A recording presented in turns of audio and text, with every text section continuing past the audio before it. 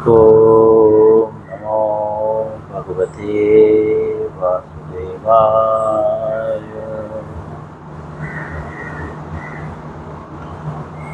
ओम नमो भगवते वासुदेवाय।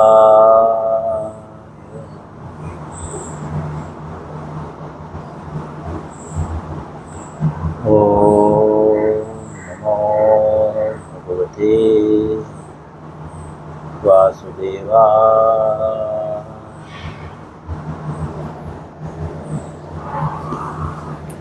भगवत गीता अध्याय 6वां श्लोक जो है 15। 6वें अध्याय का 15 श्लोक।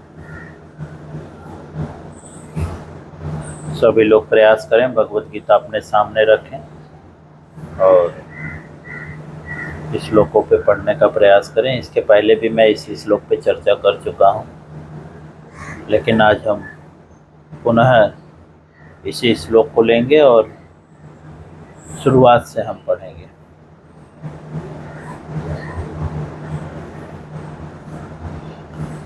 युञ्जन्नेवं सदात्मानं योगी नियतमानसः शान्तिं निर्वाणः परमां मत्संस्थामधिगच्छति। पुनः इस श्लोक को पढ़ेंगे। युञ्जन्नेवं सदात्मानं योगी नियतमानसः शान्तिं निर्वाणपरमां मत्संस्थामधिगच्छति। पुनः एक बार इसी श्लोक को पढ़ेंगे। युञ्जन्नेवं सदात्मानं योगी नियतमानसः शान्तिं निर्वाणपरमां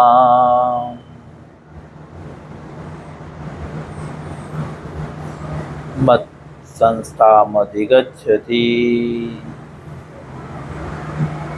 शब्दार्थ, अनुवाद और तात्पर्य श्रील प्रभुपाद जी के द्वारा। शब्दार्थ। युञ्जन अभ्यास करते हुए।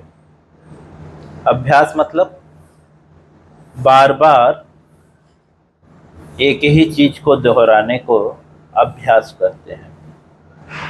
एवं इस प्रकार से। इस प्रकार मतलब जैसा पिछले श्लोक में बताया गया है योगा अभ्यास के विषय में, है ना। आसन रख के, जैसा 11, 12, 13, 14 श्लोक में एक योगी के विषय में बताया गया है। योगी अर्थात जैसा कि भगवत गीता में जो है 5वें अध्याय 6वें अध्याय में ही बताए हैं, कई प्रकार के योगी हैं जिसको मूलतः 3 भागों में विभाजित किया गया है, जिसे ज्ञान योगी, ध्यान योगी और भक्ति योग कहते हैं। तो जैसा कि हम जानते हैं, चाहे कोई कितना भी बोले, लेकिन कलयुग में ज्ञान योग संभव नहीं है और ध्यान योग तो बिल्कुल ही संभव नहीं है। इसीलिए भक्ति योग को भगवान प्रधान बताते हैं। उसी समय में आज से 5000 वर्ष पूर्व जब भगवान ने भगवत गीता का उपदेश अर्जुन को दिया, तो भगवान जानते थे कि हमारी स्थिति क्या होगी। इसलिए भगवान ने उसी समय बोला कि भक्ति योग ज़्यादा श्रेष्ठ है। तो जो भक्ति योगी है उसको चाहिए कि 11वें और 12वें श्लोक, 13 और 14 श्लोक में जिस प्रकार से विधि बताई गई है साधना की, अर्थात योग की, योग अभ्यास की जो विधि बताई गई है उस प्रकार से योगा अभ्यास करें। किसी पवित्र स्थान में बैठे, वह स्थान ज़्यादा ऊंचा भी न हो, ज़्यादा नीचे भी न हो। कुछ आसन बिछाए, उस पर मृगछाल बिछाकर उस पर जो है एक मुलायम वस्त्र डाल के, उसके बाद 13वें और 14वें श्लोक में बोलते हैं कि सीधा बैठे। सीधा बैठने का मतलब गर्दन सीधा होना चाहिए, है ना, और शरीर सीधा होना चाहिए और सिर भी सीधा होना चाहिए और ध्यान आपका एक केंद्र बिंदु पे होना चाहिए। उसको 13वें और 14वें श्लोक में बोलते हैं कि आपके जो है नाक के अग्रभाग पे जो है आपकी दृष्टि होनी चाहिए, अर्थात एक बिंदु पे आपको केंद्रित करना चाहिए। जैसा कि प्रभुपाद जी बताते हैं कि भगवान के चरण कमलों का ध्यान करना चाहिए।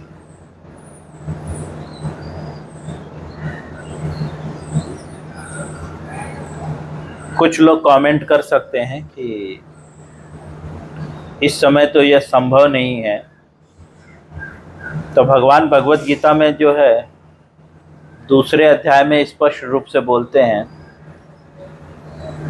कि दूसरों के कर्म करने की अपेक्षा स्वयं का कर्म करना ज़्यादा श्रेयस्कर होगा।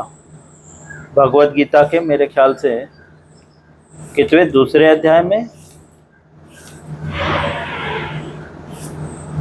3 अध्याय में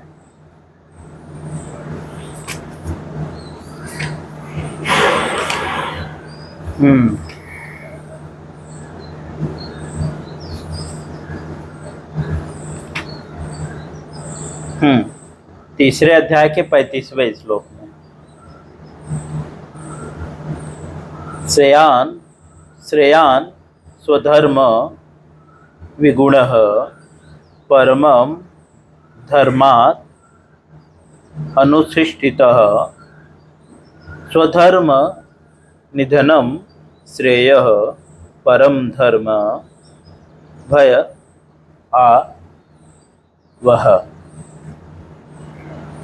अपने नियत कर्मों का अनुवाद में श्रील प्रभुपाद जी लिखते हैं, अपने नियत कर्मों को दोषपूर्ण ढंग से भी संपन्न करना अन्य के कर्मों को भली भांति करने से ज़्यादा श्रेष्ठ है।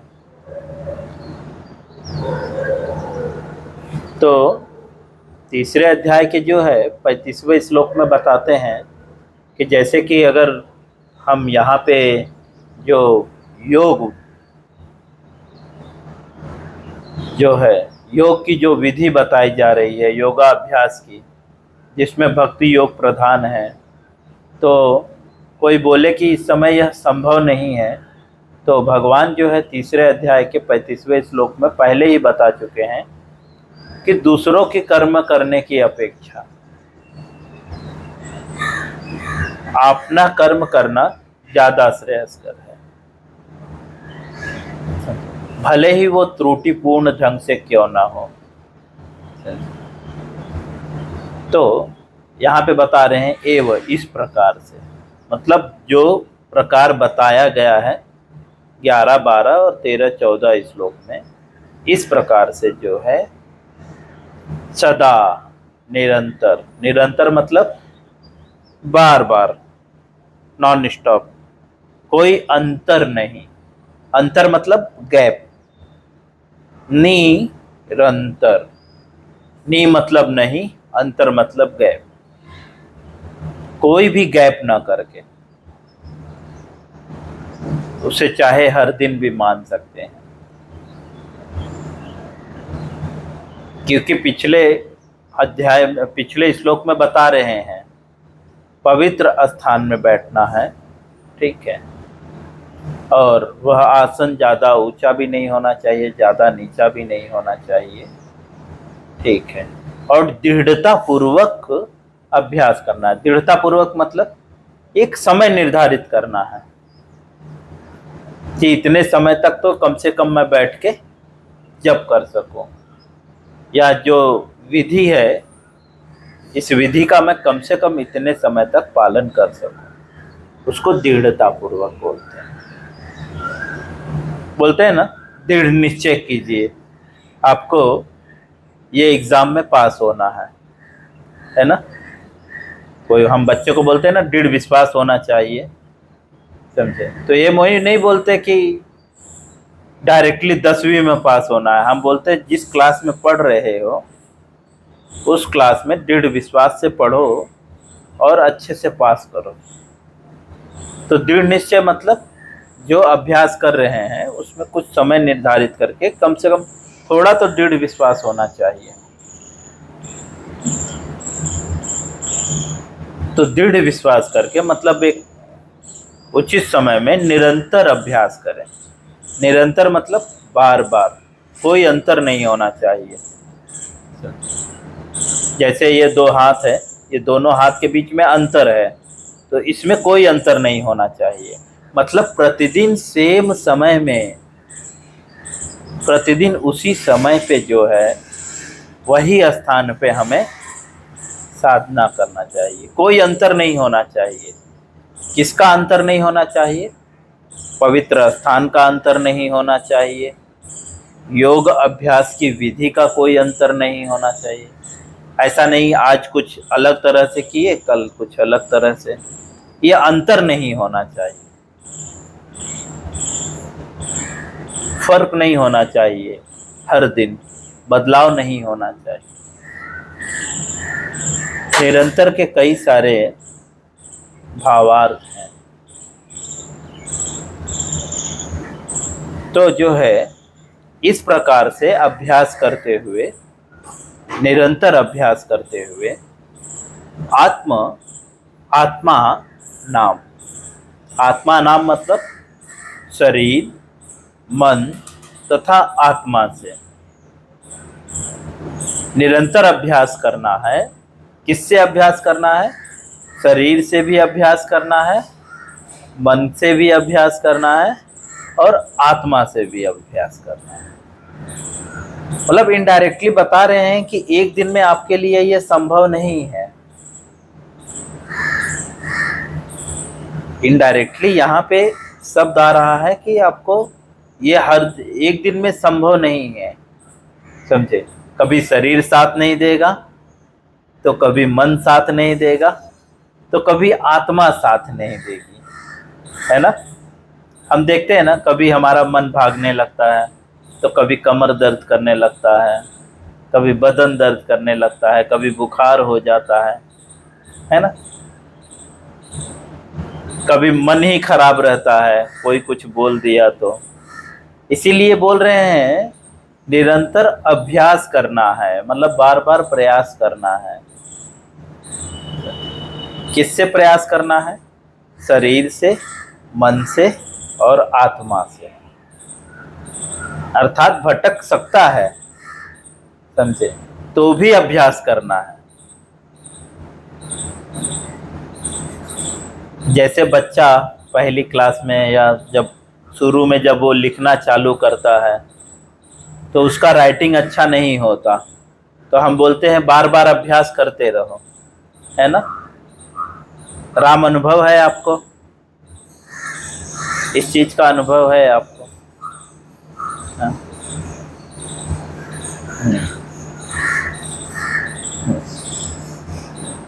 हाँ, तो राम जी को इनका अनुभव है। राम जी को लिखना नहीं आता था, तो मैंने बोला डेली एक पेज जो है आप कृष्णा बुक हिंदी और इंग्लिश में लिखिए। वो डेली लिखते हैं, उनके अक्षर में भी सुधार आ गया और पढ़ने में भी, बोलने में भी सुधार आ गया। पहले मैं राम से जब बात करता था तो वो हिंदी बराबर बोल नहीं पाते थे, क्योंकि उनका भाषा हिंदी नहीं है, वो इंडिया से नहीं है, तो वो हिंदी बराबर बोल नहीं पाते थे। अभी वो हिंदी बहुत अच्छे से बोल लेते हैं। तो निरंतर अभ्यास करना है मन, शरीर तथा आत्मा से। अर्थात एक दिन में संभव नहीं है, हो नहीं पाएगा, तो निरंतर अभ्यास करने से धीरे धीरे संभव हो जाएगा। योगी, योगी मतलब जो योग साधना कर रहा है, मतलब जो साधक है, जो भक्त है, उसको चाहिए कि मन से, शरीर से और आत्मा से निरंतर अभ्यास करे। किस प्रकार से?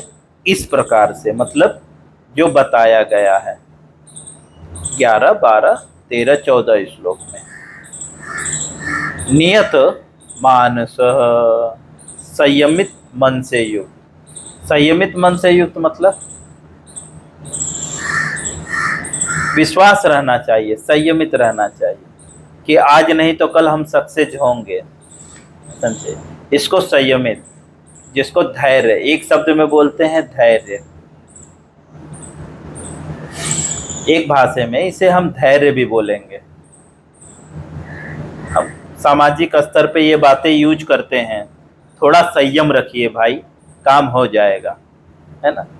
गवर्नमेंट ऑफिस में जाते हैं तो बोलता है थोड़ा संयम रखिए, थोड़ा धैर्य रखिए, काम हो जाएगा। मतलब आप रहिए, जाइए मत। तो संयमित मन से युक्त, शांति, शांति को, निर्वाण परमाम। निर्वाण परमाम मतलब भौतिक अस्तित्व का अंत। जहाँ पे भौतिक अस्तित्व का अंत हो जाए। मन मत सम स्थाम, अर्थात चिन्मय व्योम, अर्थात भगवत धाम को अधिगच्छति, प्राप्त करता है। मतलब वह व्यक्ति भगवत धाम को प्राप्त करता है। कौन व्यक्ति भगवत धाम को प्राप्त करता है? जो भौतिक अस्तित्व का अंत हो जाता है, जिसका निर्माण क्या है? निर्वाण पर माम, जिसका भौतिक अस्तित्व का नष्ट हो जाता है, अर्थात भौतिक अस्तित्व का अंत हो जाता है। भौतिक अस्तित्व का अंत मतलब वो स्वयं को भौतिक मानता ही नहीं, वो स्वयं को आध्यात्मिक मानता है, दिव्य मानता है, अर्थात उसका कर्म और जन्म दोनों दिव्य हो जाता है। किसका जन्म और कर्म दिव्य हो जाता है? तो बताते हैं जो शांति, जो शांति को प्राप्त करता है। कौन शांति को प्राप्त करता है?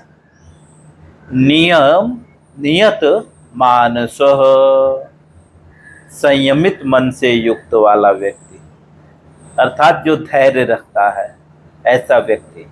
कौन धैर्य रखता है? आत्मा नाम, जो मन से, शरीर से और आत्मा से।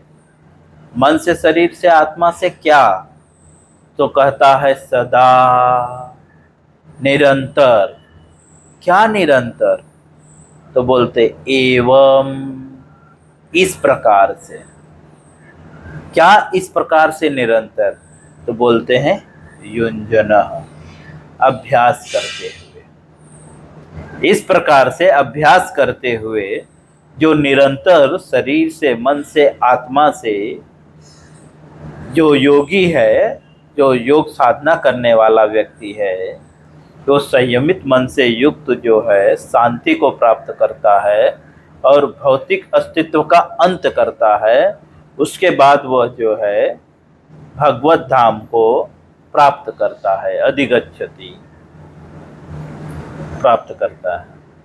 अनुवाद श्रील प्रभुपाद जी लिखते हैं, इस प्रकार शरीर तथा मन तथा कर्म से निरंतर संयम का अभ्यास करते हुए संयमित मन वाले योगी को इस भौतिक अस्तित्व की समाप्ति पर भगवत धाम की प्राप्ति होती है। तात्पर्य, श्रील प्रभुपाद जी तात्पर्य में लिखते हैं, अब योगाभ्यास के चरम लक्ष्य का स्पष्टीकरण किया जा रहा है।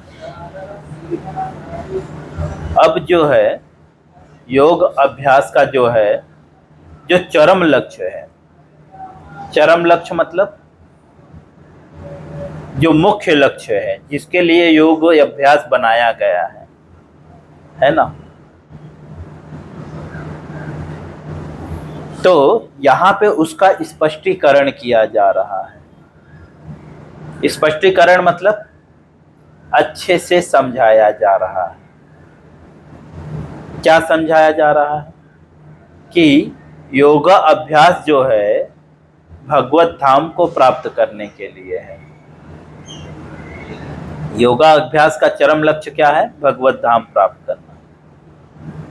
आगे श्रील प्रभुपाद जी लिखते हैं, योगा अभ्यास किसी भौतिक सुख सुविधा की प्राप्ति के लिए नहीं है ना। यहाँ पे चरम लक्ष्य बताया जा रहा है कि योगा अभ्यास से मन, शरीर तथा कर्म को संयमित करते हुए जो है, अर्थात योगा अभ्यास का लक्ष्य क्या है? मन को और शरीर को और आत्मा को संयमित करना, कंट्रोल करना। पिछले श्लोक में हम पढ़ चुके हैं। योग अभ्यास का प्रयोजन क्या है? इंद्रियों को संयमित करना, है ना। तो यहाँ पे बता रहे हैं ये भौतिक सुख सुविधा के लिए नहीं है, भौतिक सुविधाओं की प्राप्ति के लिए नहीं है योगा अभ्यास। जैसे कोई व्यक्ति आपको गाड़ी देता है, कोई कंपनी वाला आपको गाड़ी देगा तो बोलता है ना कि ये आपके घर के यूज के लिए नहीं है, ये कंपनी के काम के यूज के लिए है ना। अगर आप उसे अपने निजी काम के लिए यूज करने लगेंगे तो क्या होगा? वो गाड़ी ले लेगा, है ना, या फाइन मारेगा, है ना। उसी प्रकार से यहाँ पे श्रील प्रभुपाद जी बता रहे हैं योगा अभ्यास जो है वो भौतिक सुख सुविधाओं के लिए नहीं है। अर्थात अगर आप योगा अभ्यास भौतिक सुविधा के लिए करने का प्रयास करेंगे तो उससे कोई भी लाभ नहीं होगा। आगे लिखते हैं, इस उद्देश्य तो भौतिक संसार से विरक्ति प्राप्त करना है। इसका उद्देश्य क्या है? भौतिक संसार से जो है विरक्ति प्राप्त करना। विरक्ति मतलब डिटैचमेंट, वि मतलब नहीं, रक्ति मतलब आसक्ति। कोई भी आसक्ति नहीं, विरक्ति।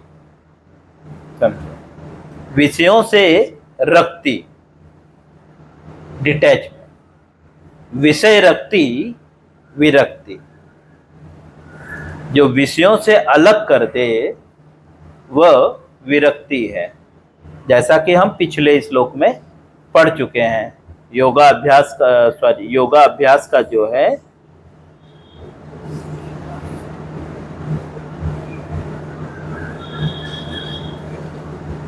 कौन से श्लोक में था? मेरे ख्याल से दूसरे श्लोक में। हाँ, इंद्रिय निग्रह, ज्ञान तथा इंद्रिय निग्रह योग के ये दो प्रयोजन हैं। योग के दो प्रयोजन हैं, एक तो ज्ञान, दूसरा इंद्रिय निग्रह। तो यहाँ पे जो बोल रहे हैं कि विरक्ति, विरक्ति अर्थात विषय, इंद्रियों के जो विषय हैं उससे रक्ति मतलब अलग करना, उसे विरक्ति कहते हैं। तो योग अभ्यास का जो है उद्देश्य क्या है? विषयों से विरक्ति प्राप्त करना, उसका प्रयोजन है विषयों से विरक्ति प्राप्त करना। लेकिन इस संसार में योगाभ्यास किस लिए किया जा रहा है? विषय भोग के लिए। तो जो चीज उसके लिए बना ही नहीं हुआ है तो वो चीज पॉसिबल है उससे? नहीं पॉसिबल है ना। तो आगे लिखते हैं, जो कोई इसके द्वारा स्वास्थ्य लाभ करना चाहता है या भौतिक सिद्धि प्राप्त करने का इच्छुक है होता है, वह भगवत गीता के अनुसार योगी नहीं है। अर्थात जो व्यक्ति सोचता है कि योगा अभ्यास जो है वह स्वास्थ्य लाभ के लिए है, जैसा कि आजकल के लोग कर रहे हैं, है ना। योग अभ्यास किस लिए कर रहे हैं? ताकि शरीर स्वस्थ रहे, समझे, और सिद्धि प्राप्त कर सके। सिद्धि मतलब कुछ बल प्राप्त कर सके। जो इसके इच्छुक हैं, तो भगवत गीता के अनुसार वे लोग योगी नहीं हैं, समझे। अर्थात वो उसमें सक्सेस नहीं हो सकते, क्योंकि वो उसका लक्ष्य ही नहीं है। उदाहरण की दौड़ पे मैं ये रिकॉर्डिंग यूज कर रहा हूं, है ना, बट क्या मैं इससे बात कर सकता हूं? इससे बात कर सकता हूं? अगर मैं फोन चालू कर दूं, किसी को कॉल लगाऊं, तो इससे बात हो पाएगा? नहीं हो पाएगा। बट इसमें भी तो माइक है ना, इसमें से फोन में आवाज जा रहा है ना, लेकिन इसका प्रयोजन अलग है ना।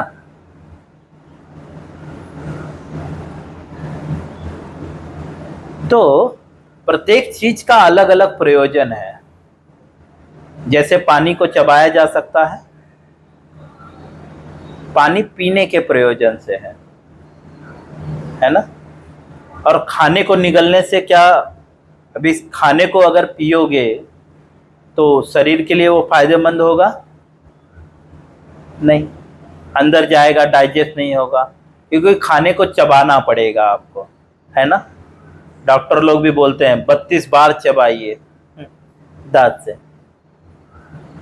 लेकिन जब व्यक्ति खाने को कम चबाकर और निगल लेता है, तो उसको क्या प्रॉब्लम होता है? इंडाइजेशन, गैस, है ना, एसिडिटी, तमाम तरह के रोग उत्पन्न होने लगते हैं, है ना, क्योंकि खाने को अच्छे से चबा कर नहीं खाते, है ना। उसी तरह से हर किसी का प्रयोजन है, हर वस्तु का एक प्रयोजन है। तो जब व्यक्ति उस प्रयोजन से ना करके दूसरे प्रयोजन का उपयोग करता है, दूसरे किसी चीज के लिए उसका प्रयोग करता है, तो वह संभव है? नहीं संभव। तो बुद्धिमान व्यक्ति जो है बोलेगा यह मूर्ख है ना। तो यहाँ पे बता रहे हैं श्रील प्रभुपाद जी कि भगवत गीता के अनुसार जो है वह योगी नहीं है। योगी नहीं है तो क्या है? मूर्ख है। ऐसा व्यक्ति मूर्ख है जो योग अभ्यास किसके लिए कर रहा है? भौतिक सुख सुविधा के लिए, जो पॉसिबल नहीं है। आज के समाज में देखिए, किसी के लिए पॉसिबल है योगा अभ्यास करके कोई स्वस्थ हो रहा है? नहीं हो रहा है। किसी का डायबिटीज ठीक हुआ? बट न्यूज में तो आ रहा है ये योग करने से डायबिटीज ठीक हो जाएगा। लेकिन हमने तो खुद देखा है कि भैया रामदेव भी विदेश में जाकर इलाज कराए। अगर योगा अभ्यास से ठीक हो जाते तो रामदेव जी को विदेश में जाकर इलाज कराने की जरूरत पड़ती? तो जो योगा अभ्यास सिखा रहा है ना, वो भी जो है सक्सेस नहीं है। और वो आम जनता को क्या बता रहे हैं कि ये योग करो तो डायबिटीज नॉर्मल हो जाएगा, ये योग करो तो कमर दर्द ठीक हो जाएगा, ये योग करो तो बदन दर्द ठीक हो जाएगा, ये योग करो तो आंखों की रोशनी आ जाएगी। लेकिन योगी जी खुद चश्मा पहने हुए हैं और दूसरों को योग विधि बता रहे हैं। तो इसीलिए भगवत गीता स्पष्ट रूप से बोलता है वो योगी हो ही नहीं सकता। तो कौन है? वह भोगी है, और भोग भी नहीं कर सकते क्योंकि योग का प्रयोजन ही वो नहीं है। जैसे मैं इससे बात नहीं कर सकता, रिकॉर्डिंग कर सकता हूँ लेकिन बात नहीं कर सकता, उस तरह से। हम तात्पर्य को यहीं पे स्टॉप करेंगे, इसके आगे जो है कल पढ़ेंगे। हरे कृष्णा। किसी को इससे संबंधित कोई प्रश्न है?